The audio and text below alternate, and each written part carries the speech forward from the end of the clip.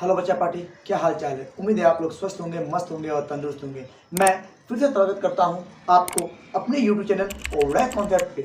तो बच्चों, आज आप लोग पढ़ाने वाला हूं, सिखाने वाला हूं और समझाने वाला हूं क्लास 10th का जय प्रक्रम का तीसरा टॉपिक परिवहन। ये परिवहन क्या होता है, तो इसको अच्छे से समझेंगे और अच्छे से जानेंगे। तो चलिए शुरू करते हैं आज का टॉपिक परिवहन, बिना देरी किए हुए।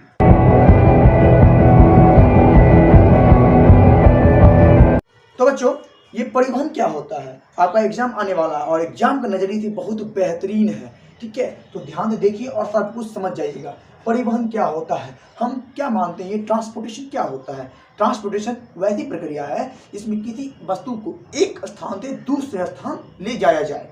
ये प्रक्रिया क्या हुई, परिवहन हुई, ठीक है ना। तो परिवहन के लिए ये किसके लिए होता है, परिवहन किस में होता है सर, ये सजीवों में होता है, ठीक है। परिवहन सजीवों में हुआ तो अब कौन कौन से सजीव है। जीव दो प्रकार के होते हैं, एक होते हैं पेड़ पौधे और एक होते हैं हम मनुष्य, मतलब जानवर, जीव जंतु। तो अब इतनी के आधार पर इनको दो भाग में बांटा गया। परिवहन का जो टॉपिक मैं आपको समझाने वाला हूँ वो 2 पॉइंट में समझाने वाला हूँ। एक है पौधों में परिवहन, पौधों में परिवहन किस प्रकार से होता है, और एक है जंतु में परिवहन, जंतु में परिवहन किस प्रकार होता है और पौधों में परिवहन किस प्रकार होता है, इसको समझते हैं। सबसे पहले हम पौधों में परिवहन को समझते हैं कि पौधों में परिवहन होता क्या है, किस प्रकार से ट्रांसपोर्टेशन होता है प्लांट्स में। देखिए, हम लोग के जैसे शरीर में खाना और पानी को शरीर के हर एक भाग में पहुंचाने के लिए आवश्यकता होती है, उसी प्रकार से पौधों में भी बन रहे भोजन को और पौधों में भी जल अर्थात विभिन्न प्रकार की चीजों को एक सिरे से दूसरे सिरे तक पहुंचाने की आवश्यकता होती है, ठीक है।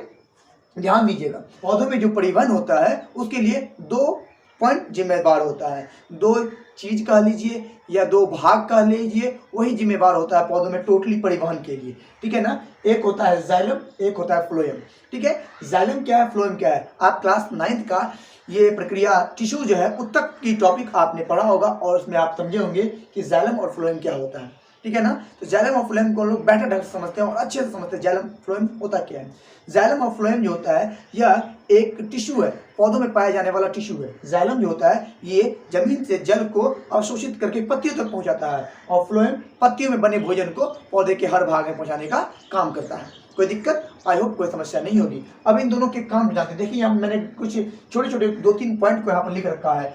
जाइलम क्या होता है, इसकी कोशिका मृत होती है। क्यों मृत होती है, इसकी कोशिका मृत क्यों कहा जाता है, क्योंकि इसकी कोशिका जो होता है सिर्फ जल, जमीन से जल घुलित कार्बन और विभिन्न प्रकार के तत्वों को सोख कर पौधे के ऊपर वाले भाग को पहुंचाने का काम करती है। ये हो गया जाइलम का। फ्लोएम में क्या करता है, इसको जीवित कोशिका कही जाती है। क्यों, क्योंकि यह पौधों में बने भोजन को ऊपर नीचे दाएं बाएं हर तरफ पहुंचाने का काम करती है। जैसे कि आप लोग देख रहे हैं, यह खाद्य पदार्थों का स्थानांतरण करता है, यह जल एवं घुलित खनिजों का स्थानांतरण करता है। जाइलम सिर्फ जल और उसमें जो घुला हुआ खनिज है उसी का स्थानांतरण करने का कार्य करता है। लेकिन फ्लोएम जो है बना हुआ खाना को पौधे के हर भाग में ऊपर नीचे दाएं बाएं चारों ओर पहुंचाने का काम करता है। पर जाइलम सिर्फ पानी को पहुंचाते रहता है, ठीक है ना। और फ्लोएम क्या करता है, सब खाने को हर एक भाग में पहुंचाता है। जाइलम फ्लोएम को जान लिए। अब इसका एक स्ट्रक्चर हम बना लेते हैं ताकि हमको समझ में आ जाए कि जाइलम होता क्या है, फ्लोएम क्या था। आई होप आपको दिख रहा हो बढ़िया से। जाइलम जो है ना, 2 अलग अलग पौधों में अलग अलग प्रकार के होते हैं, ठीक है। यहाँ देखिएगा मैं 2 पौधे का डिजाइन तैयार कर रहा हूँ। फिलहाल मैं जाइलम बना रहा हूँ। जाइलम किस प्रकार के होते हैं मैं उसको दिखाता हूँ। जाइलम के दो उत्तक होते हैं, एक ऐसे होते हैं,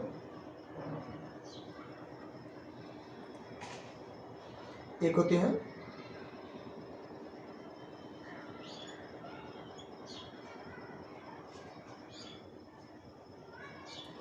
अब देखिए ये 2 टाइप्स के जो जाइलम देख रहे हैं आप। क्यों सर, ये ए हो गया, ये बी हो गया, 2 टाइप्स के जाइलम होते हैं। मैं आपको फ्लोएम भी 2 टाइप्स में बना के दिखा रहा हूँ। फ्लोएम का स्ट्रक्चर भी 2 टाइप्स में बना के दिखा रहा हूँ।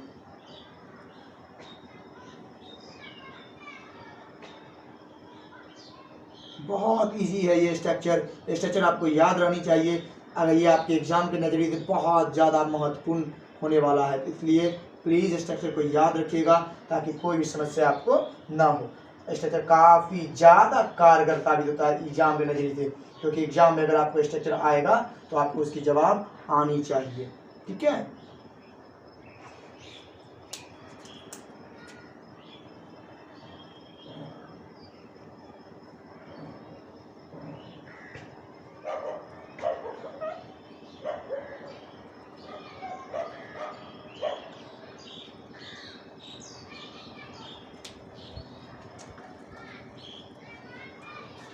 ये 2 पार्ट्स में होता है, यहाँ पर विभक्त किया गया है। ये देखिए 2 टाइप्स के जाइलम और फ्लोएम है। ये जाइलम और फ्लोएम के जो 2 टाइप्स के टिश्यू हैं ये हो गए, ठीक है। तो मैंने इन दोनों का वर्क बताया, इन दोनों का स्ट्रक्चर बताया, इस प्रकार का है। देखिए इनका स्ट्रक्चर इस प्रकार से यूँ होता है क्योंकि ये जमीन से पानी को अवशोषित करके घुमा घुमा के पानी को ऊपर पहुँचाने का काम करते हैं, क्योंकि इनका काम ही है जमीन से पानी को अवशोषित करके पौधे के ऊपरी भाग में पहुँचाना, ये इनका वर्क है। तो ये देख रहे हैं, ये गोल संरचना के आधार पर ये पानी को ऊपर पहुँचाने का काम करते हैं, ठीक है। ये जाइलम का होता है। और फ्लोएम का आकार इस प्रकार है क्योंकि ये पौधे बने हुए भोजन को ज़्यादा मात्रा में पौधे के हर भाग में पहुँचाने का प्रयास करते हैं, इसलिए इनका आकार इस प्रकार होता है। चलनी है, इसको चलनी नलिका भी कहते हैं। ये चलनी नलिका क्या करता है, जो भोजन तैयार नहीं हुआ और गलती से आ गया है इस फ्लोएम के पाइप में आ गया है, उसको वापस भेजने का काम करते हैं पत्तियों तक, ताकि वो भोजन फिर से तैयार हो सके। तो आप लोगों को पता ही है पत्तियों में कौन सा किस किस चीज़ की मदद से खाना बनता है। पत्तियों में जल, कार्बन डाइऑक्साइड और बिल्कुल सूर्य प्रकाश और क्लोरोफिल, इन सब की मदद के इस्तेमाल से ये पौधों में बनता है। क्लियर हो रही है ना। आई होप लगता है आप लोग को ये प्रक्रिया क्लियर हो गई होगी। अब थोड़ा सा और पॉइंट पढ़ते हैं। पौधों में पदार्थों का परिवहन की क्रिया विधि 2 टाइप्स में होती है। पौधों देखिए ये करने वाले तो 2 इंसान थे, एक जाइलम भैया थे और एक फ्लोएम भैया थे। जाइलम भैया पानी पहुंचाया, फ्लोएम भैया खाना को पौधे के हर भाग में पहुंचाया। अब बात करेंगे कि ये पौधों में जो परिवहन होता है वो 2 टाइप्स में कैसे होता है। एक होता है ट्रांसफर और एक होता है ट्रांसपिरेशन। ये ट्रांसपिरेशन क्या होता है और ट्रांसफर क्या होता है, स्थानांतरण और भास्पोत्सर्जन, ये क्या होता है। 2 मिनट देना है आपको और ये चीज को समझ जाइएगा अभी आप टोटली बढ़िया से, ठीक है ना। देखिए स्थानांतरण क्या होता है, पौधों में जब भोजन को बने हुए भोजन को एक स्थान से दूसरे स्थान पहुंचाने की प्रक्रिया होती है वो स्थानांतरण कहलाती है। और ये प्रक्रिया हुई स्थानांतरण, जैसे कि जाइलम भी जड़ से ऊपर पहुंचाया जा रहा है, यह भी स्थानांतरण हुआ क्योंकि जमीन से जल को अवशोषित करके पौधे के हर एक भाग में, मतलब कि पौधे की पत्तियों वाले भाग में पहुंचाने की प्रक्रिया हो रही है। तो वह भी स्थानांतरण हो रहा है ना, एक स्थान से दूसरे स्थान जा रहा है। फ्लोएम क्या कर रहा है, बना हुआ जो खाना है उसको भी एक स्थान से दूसरे स्थान पहुंचाने का काम कर रहा है। यहाँ तक आपको समझ में आ गया, ठीक है। अब ट्रांसफर आप आई होप आपको समझ में आ गया। और ट्रांसफर क्या है, भोजन पानी को जो अलग अलग स्थान में पहुंचाने का काम करता है। क्लियर। अब है भास्पोत्सर्जन। भास्पोत्सर्जन क्या होता है, देखिए क्या होता है, जाइलम उत्तक जो है एक्सेस मात्रा में उसका काम क्या है आपको पता है, पसर। जाइलम का काम है पानी जमीन से जल को अवशोषित करके पौधे के पत्तियों तक पहुंचाना। ये लेकिन इसलिए इसको निर्जीव कहा गया है कि कंटिन्यू देते रहता है, रात में भी नहीं रुकता है, क्योंकि रात में तो स्टोमेटा बंद हो जाता है, फोटोसिंथेसिस की प्रक्रिया नहीं होती है, फिर भी यह प्रक्रिया निरंतर होती रहती है। तो जल जो एक्सेस जल इस तक पहुंचता है, ठीक है ना, ये पत्तियों तक, तो पत्तियां क्या करती है, एक्सेस जल को बाहर की ओर भाप की मात्रा में निकाल देती है। एक पौधा अपने जीवन भर में, एक पौधा अपने एक दिन में, जीवन भर की बात करेंगे, अपने एक दिन में लगभग 100 में से मात्र 10% जल का उपयोग करता है, बाकी 90% को वो भाप के रूप में वाष्पीकृत करके उड़ा देता है। आई होप समझ में आया होगा, ठीक है। याद रखिएगा, पौधा अपने एक दिन में कहिए तो वो सिर्फ 10% जल का ही उपयोग करता है, बाकी को वो भाप के माध्यम से वातावरण में उड़ा देता है। क्लियर। यहाँ तक समझने में कोई दिक्कत तो हुई नहीं होगी आप लोगों को। चलिए देखते हैं, अब बात करते हैं सभी पेड़ पौधों में वाष्पोत्सर्जन की क्रिया अलग अलग होती है। वाष्पोत्सर्जन की क्रिया के अनुरूप क्या करते हैं पौधे, कि छोटा पौधा, अब उसके बाद पत्तियां कम है और बड़े पेड़ की अपेक्षा, तो वहां पर क्या करता है, छोटा पेड़ कम मात्रा में वाष्पोत्सर्जन की प्रक्रिया करता है, लेकिन बड़ा पेड़ ज्यादा मात्रा में वाष्पोत्सर्जन की प्रक्रिया करता है। जैसे एक एग्जांपल ले, मकई का पौधा। एक मकई का पौधा अपने औसतन जीवन काल में 4 से 5 लीटर पानी को भाप बना के उड़ा देता है। फिर वहीं पर सेब का पेड़ ले लीजिए, वो लगभग 80 से 90 लीटर, अप्रोक्स में कहा गया 80 से 90 लीटर पानी को भाप में उड़ा देता है। एक पौधा अपने जीवन भर में अपने पूरे वजन की अपेक्षा 100 गुना, जितना उसका वजन रहेगा उससे 100 गुना, ठीक है ना, 100 गुना, 100 टाइम्स, 100 गुना पानी को भाप बना के उड़ा देगा अपने पूरे जीवन काल में। कौन, पेड़ पौधा करता है ये काम। आई होप क्लियर हो गया होगा, यहाँ तक कि सर कितना ये वाष्पीकृत की प्रक्रिया करता है यह भी समझ गया। अब आपको समझाते हैं कि ये सर वाष्पोत्सर्जन का या स्थानांतरण का महत्व क्या है। स्थानांतरण का जो महत्व, जिसके मदद से पौधा जिंदा रहता है। पेड़ पौधे जिंदे रहते हैं, खाना पानी की प्रक्रिया उसमें निरंतर होती रहती है। पेड़ पौधे में वाष्पोत्सर्जन तापक्रम को संतुलित करने का काम करता है। आई होप क्लियर हो रहा होगा। तो समझ गए, भास्पोत्सर्जन का महत्व भी समझ गए और स्थानांतरण का महत्व भी समझ गए। जाइलम फ्लोएम के बारे में पूरे पॉइंट्स को आप लोगों ने जान लिया। अब हम जानते हैं, ये था पौधों में पदार्थों का परिवहन। अब हम जानते हैं जंतु में पदार्थों का परिवहन, क्योंकि हम लोग जंतु हैं, हम लोग में पदार्थों का परिवहन होता है। तो किस प्रकार होता है ये देखते हैं। देखिए, जिस प्रकार से पौधों में परिवहन करने के लिए 2 पॉइंट्स जिम्मेवार थे, जाइलम और फ्लोएम, उसी प्रकार से जंतुओं में परिवहन के लिए 3 पॉइंट्स उत्तरदायी हैं, रक्त, हृदय और रक्तवाहिकाएं। तो रक्तवाहिकाएं, अब इनको देखते हैं, ये क्या है। देखिए, रक्त, हृदय और रक्तवाहिका, ये 3 मिलके ही हमारे शरीर में टोटल ये परिवहन ट्रांसपोर्टेशन की प्रक्रिया को कर पाता है। अब इसके लिए हमारे शरीर में 2 सिस्टम जिम्मेवार होता है। एक होता है परिसंचरण तंत्र, जिसको हम बोलते हैं सर्कुलेटरी सिस्टम। ये सर्कुलेटरी सिस्टम हमारे शरीर में ट्रांसपोर्टेशन के लिए जिम्मेवार होता है। और दूसरा है लिम्फेटिक सिस्टम। ये लिम्फेटिक सिस्टम क्या होता है, ये भी प्रक्रिया अभी आपको समझाने वाले थे। यही 2 उत्तरदायी होता है। जैसे कि यहाँ पर स्थानांतरण और वाष्पोत्सर्जन जिम्मेवार है, उसी प्रकार यहाँ पर परिसंचरण और लसिका तंत्र, यह दोनों तंत्र ही जिम्मेवार है हमारे शरीर में ट्रांसपोर्टेशन, परिवहन की प्रक्रिया के लिए। आई होप क्लियर आ रहा होगा। देखिएगा, तो जब तक अगर हम परिसंचरण को सबसे पहले समझते थे, परिसंचरण को समझने के लिए हमको रक्त परिवहन को समझना होगा कि रक्त का परिवहन किस प्रकार से होता है हमारे शरीर में। तो सबसे पहले रक्त को समझते हैं। रक्त के बारे में, रक्त है तो रक्त की संरचना कुछ निम्न प्रकार से है।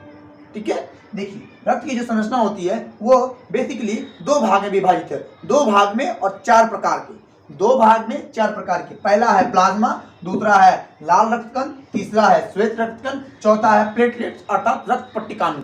ये देखिए, यहाँ पर आपको यहाँ पर दिया गया है ये सभी पॉइंट्स।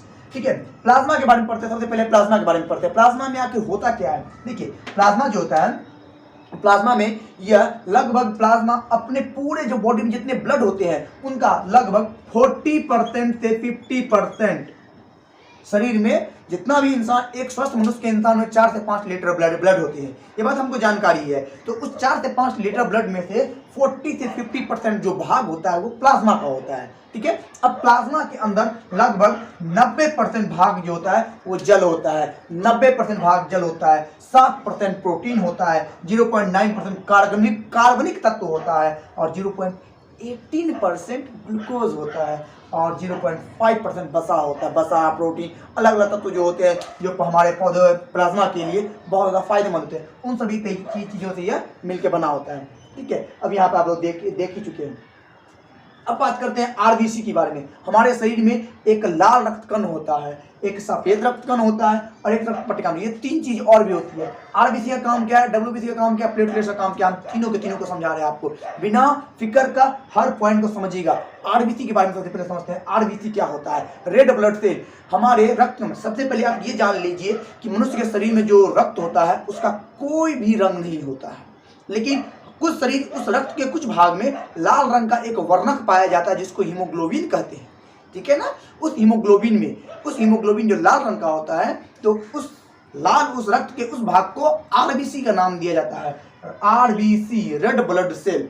क्लियर ना, तो ये लाल रक्तकण होता है। इसका साइज जो होता है वो 0.2 माइक्रोन होता है। याद रखिएगा, इसका साइज 0.2 माइक्रोन के रंग में होता है। ये शरीर में ये तैयार कहाँ होता है, तो सर आरबीसी जो होता है शरीर में कहाँ तैयार होता है, तो ये हमारे बोन मैरो में, ठीक है, हमारे अस्थि मज्जा होता है ना, उसके अंदर ये होता है। क्लियर, कोई दिक्कत नहीं, उसके अंदर ही इसका निर्माण होता है। अब देखिए, आरबीसी का काम क्या है। आरबीसी का काम है हमारे शरीर में ऑक्सीजन को कैरी करना, और ऑक्सीजन को कैरी करके कोशिका के हर एक भाग तक, हर एक कोशिका तक पहुंचाने का काम जो होता है वो आरबीसी का होता है। इसलिए इसको ऑक्सीजन कैरियर भी कहते हैं, ऑक्सीजन का वाहक भी कहा जाता है। क्यों, क्योंकि ऑक्सीजन, हीमोग्लोबिन के एक कण में 4 ऑक्सीजन को बांधने की क्षमता होती है। ठीक है ना, तो उसी के आधार पर ये ऑक्सीजन को सप्लाई करने का काम करता है, जो मैंने पिछले टॉपिक में बताया था, ध्यान दीजिएगा। तो आरबीसी का काम हम लोग जान गए। आरबीसी का काम क्या, पूरे शरीर में ऑक्सीजन को, हीमोग्लोबिन के साथ ऑक्सीजन को पहुंचाना आरबीसी का काम है। डब्ल्यूबीसी का काम क्या है, ये श्वेत रक्तकण है। ठीक है, जब आपको कभी छिल जाता होगा, कट जाता होगा, तो उसमें देखते हो सबसे पहले पानी जैसा पदार्थ निकलता है, दैट इज डब्ल्यूबीसी। ठीक है, वो क्या है, डब्ल्यूबीसी है। इसका काम क्या है, ये हमारे बॉडी को प्रोटेक्ट करने का काम करता है। ठीक है ना, ये हमारे बॉडी को क्या करता है, प्रोटेक्ट करने का काम करता है। इसको सैनिक कह सकते हैं, soldier of the body, WBC को हम मान सकते हैं। ठीक है ना, तो ये श्वेत रक्त कण हमारे शरीर को गार्ड करने का काम करता है, बाहरी से बैक्टीरिया विषाणु जो हमारे शरीर को नुकसान पहुंचा सकते हैं इसे वो लड़ने का काम करता है, WBC, ठीक है ना। अब इसके बाद पढ़ते हैं इसका निर्माण कहाँ होता है। इसका निर्माण भी अस्थि मज्जा बोन मैरो में ही होता है। इसका जीवन काल, RBC का जीवन काल 120 दिन के आसपास होता है और WBC का रक्त जीवन काल जो होता है ये 7 से 15 दिन के आसपास का होता है, ठीक है। बाकी और ये समझ में आ गया इसका काम क्या है, ये भी समझ में आ गया। रक्त पट्टिकाणु, ये प्लेटलेट्स क्या होता है, आपने कभी देखा होगा आपका जब घाव कट गया, छिल गया तो उसके ऊपर पीला पीला परत जम जाता है ना। रक्त पट्टिकाणु होता है जो क्या करते हैं, इसको हम लोग थ्रोम्बोसाइट्स और बिम्बाणु भी कहते हैं, इसको थ्रोम्बोसाइट्स और बिम्बाणु के नाम से भी जाना जाता है। ये क्या करता है, हमारे उस भाग कटे हुए छिले भाग को बंद करने का काम करता है, ठीक है ना, क्योंकि इसके अंदर कुछ प्रकार के प्रोटीन पाए जाते हैं। रक्त पट्टिकाणु के अंदर कुछ ऐसे तत्व होते हैं जो हमारे शरीर को नए सेल का निर्माण करते हैं, हमारे शरीर के घाव को भरने का काम करते हैं, ठीक है ना। चलिए यहाँ तक हो गया। अब प्लाज्मा के अंदर कुछ पॉइंट मैंने शायद मिस कर दिया है, वहाँ वो आपको क्लियर करता हूँ। प्लाज्मा के अंदर 3 प्रकार के प्रोटीन पाए जाते हैं। आपने देखा प्रोटीन 7% प्रोटीन है इसके अंदर। ये प्रोटीन जो है वो 3 प्रकार का पाया जाता है, ठीक है। एक होता है फाइब्रोनोजिन, एक होता है पोंथ्रोबिन और एक होता है हिपेरिन। ये 3 टाइप्स के प्रोटीन जो होते हैं, ये तीनों टाइप के प्रोटीन अलग अलग काम करते हैं। ये फाइब्रोनोजिन जो क्या करता है, ब्लड को क्लॉट करने से, जमने से रोकता है, और जो होता है पोंथ्रोबिन होता है, ये बाहर कट के शरीर के बाहर खून आ गया तो ऑक्सीजन के संपर्क में आने के बाद उसको क्या करता है, जमा देता है। हिपेरिन क्या करता है, हमारे शरीर के जो ब्लड को बॉडी के अंदर रुकने नहीं देता, उसको कंटिन्यू बढ़ा कर रखता है, ठीक है ना। और बाकी प्लाज्मा का, ये प्लाज्मा में जितने भी प्रोटीन भाग रहा, ये 3 पार्ट में कौन कौन आपको रहा, फाइब्रोनोजिन, पोंथ्रोबिन और हिपेरिन, ये 3 पार्ट्स के लगभग में प्रोटीन होती हैं। और इनके अलावा जो बाकी का पार्ट होता है उसको सीरम कहते हैं, ठीक है ना। आपने देखा होगा जब ब्लड निकालता है तो ब्लड के अंदर प्लाज्मा के बाद उसके लिए उसके अंदर से भी सीरम निकाला जाता है और उसके बाद टेस्ट किया जाता है ना, ब्लड टेस्ट वगैरह सबका। तो यहाँ तक आई होप ये क्लियर हुआ होगा, इसमें समझने में कोई दिक्कत नहीं होगी। अब जो इम्पोर्टेंट पॉइंट है वो हम आपको समझाने वाले हैं। ब्लड के बारे में हम लोग का स्ट्रक्चर समझ में आ गया। अब हृदय के बारे में, हृदय क्या होता है, हमारा हार्ट जो होता है यह कार्डियक मसल का बना होता है जो निरंतर काम करते रहता है, ये बीच में रुकने का काम नहीं करता है। देखिए तो ये हमारा हार्ट का कुछ छोटा सा डायग्राम मैंने बना कर रखा है यहाँ पर। इस डायग्राम की मदद से आप समझ पाओगे कि हमारा हार्ट किस प्रकार से काम करता है। सबसे पहले ये देखिए हार्ट के डायग्राम को अच्छे से देख लीजिए और समझने का प्रयास कीजिएगा। हमारे हार्ट में जो होते हैं वो 4 प्रकार के चैम्बर होते हैं, ठीक है। एक होता है अलिंद, एक होता है निलय, ठीक है, एक अलिंद और एक निलय। अब देखिए हमारे पास लेफ्ट और राइट 2 साइड भी होते हैं, लेफ्ट और राइट, ये 2 टाइप्स के होते हैं। और अलिंद और निलय 2 पार्ट्स होते हैं। तो ये दो साइड और 2 पार्ट्स मिलकर 4 भाग में डिवाइड हो जाता है, ठीक है, 1 2 3 4। इसलिए अगर आपको क्वेश्चन करेगा हमारे हृदय में कितने चैम्बर होते हैं, कितने कमरे होते हैं, तो आप कहिएगा 4। ओके। अब देखिए यहाँ पर मैंने यहाँ पर डायग्राम बना रखा है। इसमें आपको सबसे पहले मैं नोटिस करने वाला हूँ पॉइंट को, देखिए दायां अलिंद, ठीक है, इस पार्ट्स को अगर दायां मानते हैं, दायां अलिंद और ये दायां निलय। अब इधर देखिए बायां अलिंद और ये कहाँ गया, बायां निलय, है ना। ये 4 पार्ट्स ही हमारे शरीर महत्वपूर्ण है। चलिए अब देखिए दायां अलिंद और बायां अलिंद, दायां निलय बायां निलय, इनको समझ रहे हैं, अच्छे से समझिएगा क्या होता है। दायां अलिंद जो होता है ये जब ऑक्सीजन के साथ ये आगे बढ़ता है तो ये जाता है दायां नीले में। दायां नीले उसको बॉडी के कोशिका तक पहुंचाता है और जब वहां से डीऑक्सी ब्लड जो आते हैं, कार्बोक्सी ब्लड भी कह सकते हैं उसको, ठीक है, तो वो जब नीले में आता है और नीले से होते हुए वो बाएं अलिंद में पहुंचता है, ठीक है, और ये बाएं अलिंद क्या करता है, उसको बाहर की ओर निकाल देता है। अब इसमें कुछ पार्ट्स हैं, अग्र महाशिरा, पश्च महाशिरा, फुसफुस धमनी, फुसफुसिरा, उनको भी समझते हैं वो किस प्रकार के हैं।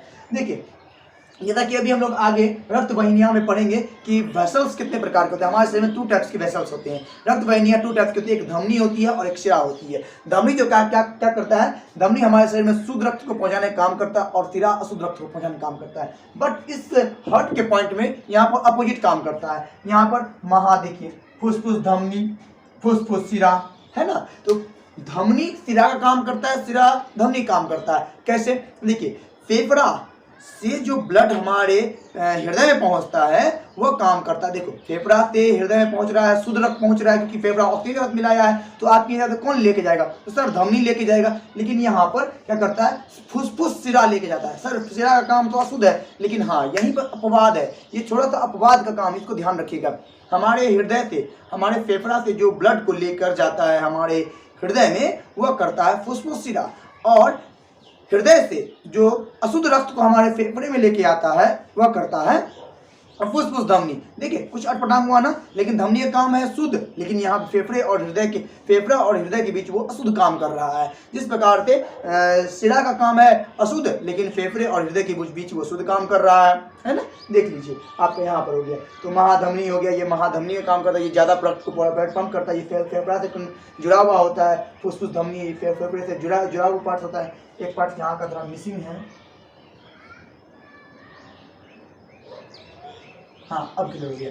ओके, मुझे लगता है आपको ये पॉइंट समझने में कोई दिक्कत नहीं हो रही होगी। महाधमनी क्या है? महाधमनी जो होता है ये हमारे बॉडी के ब्लड के साथ ऑक्सीजन को सप्लाई करने का काम करता है। फुसफुस सिरा जो होता है, फुसफुस सिरा भी सेम हमारे बॉडी से अलग अलग बॉडी के पार्ट्स में ब्लड को सप्लाई करने का काम करता है। दाया अलिंद आपको समझा दिए। अर्धतल का पार्ट ये क्या करता है? हमारे ब्लड वेसल्स को मोड़ के रखता है ताकि वहां से ब्लड को पंप किया जाए, ठीक है ना।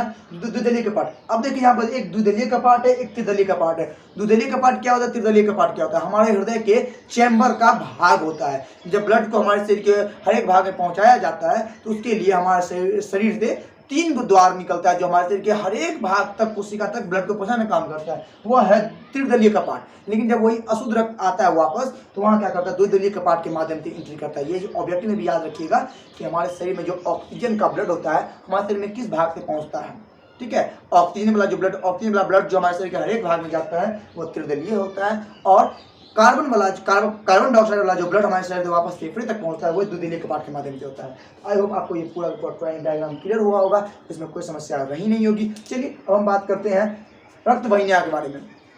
देखिए रक्त वाहिनियां जो होती है वो हमारे शरीर में 2 प्रकार की होती है, एक होती है शिरा होता है और एक धमनी होता है। शिरा का काम क्या है, धमनी का काम हम समझाते हैं आपको, ठीक है। शिरा जो होता है हमारे शरीर में क्या करता है? अशुद्ध रक्त को पूरे शरीर में पहुंचाने का काम करता है।